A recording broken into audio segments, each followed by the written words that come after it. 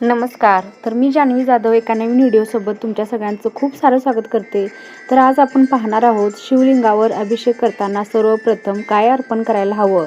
अभिषेक करताना या गोष्टी नक्की टाळा. शास्त्रात म्हटल्याप्रमाणे संपूर्ण क्रम आपण जाणून घेऊयात. तर हिंदू धर्मात श्रावण महिना हा भगवान शिवांना अत्यंत प्रिय मानला जातो. पुराणामध्ये आणि लोकपरंपरेत श्रावण महिन्याचे महत्त्व सांगणाऱ्या अनेक कथा आढळतात. तसं पाहायला गेलं तर श्रावण महिना हा निसर्गाच्या पुनर्जीवनाचा काळ असतो.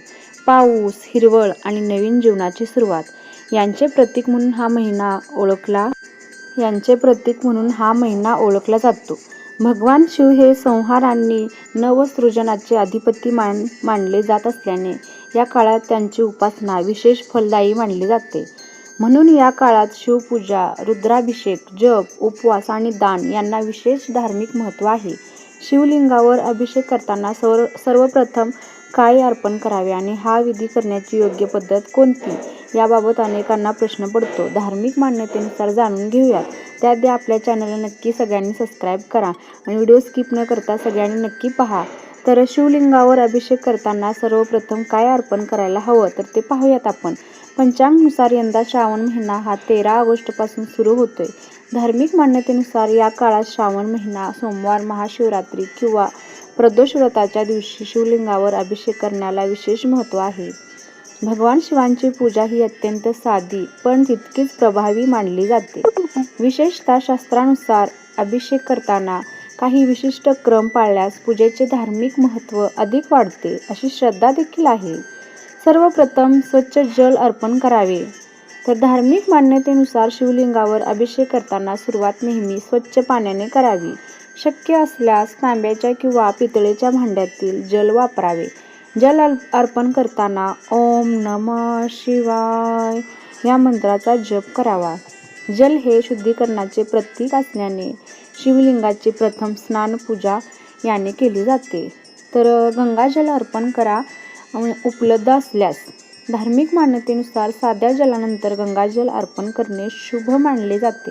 गंगाजलाला पवित्रतेचे सर्वोच्च स्थान असल्याने त्याद्वारे शिवलिंगाचे अभिषेक केल्यास पुण्यप्राप्ती होते, अशी श्रद्धा देखील आहे. गंगाजल नसेल तर केवळ स्वच्छ जलानेही पूजा पूर्ण होते. पंचामृत अभिषेक. धार्मिक मान्यतेनुसार पंचामृतामध्ये 5 पदार्थांचा समावेश असतो.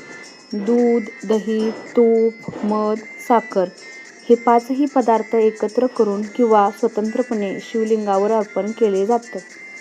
पंचामृत हे समृद्धी, आरोग्य आणि मंगलतेचे प्रतीक मानले जाते. पुन्हा स्वच्छ जलाने स्नान. धार्मिक मान्यतेनुसार पंचामृतानंतर शिवलिंगावर पुन्हा स्वच्छ पाणी अर्पण करावे. त्यामुळे पंचामृताचे अवशेष दूर होतात आणि शिवलिंग पुन्हा शुद्ध होते. चंदन किंवा भस्म अर्पण करा. धार्मिक मान्यतेनुसार अभिषेकानंतर शिवलिंगावर चंदनाचा लेप लावावा किंवा भस्म अर्पण करावे. भगवान शिवांना भस्म अत्यंत प्रिय मानले जाते. चंदन शीतलतेचे प्रतीक आहे. आणि बेलपत्र अर्पण करा. धार्मिक मान्यतेनुसार शिवपूजेत बेलपत्राला सर्वाधिक महत्त्व आहे. शक्यतो 3 दलांचे अखंड बेलपत्र अर्पण करावे. बेलपत्र अर्पण करताना ओम नमः शिवाय किंवा ओम त्र्यंबक यजामहे मंत्राचा जप करावा.